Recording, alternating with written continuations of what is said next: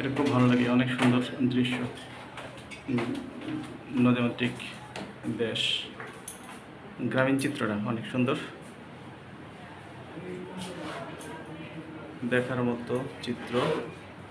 নৌকা, মাঝি, নদী নালা, খাল বিল, অনেক সুন্দর দেখার একটি পরিবেশ, প্রাকৃতিক পরিবেশ, নান্দনিক পরিবেশ, বাংলার কুড়িগ্রামের পরিবেশ। সেই কুড়িগ্রামের পরিবেশটাই তুলে ধরলাম আজকে। অনেক সুন্দর।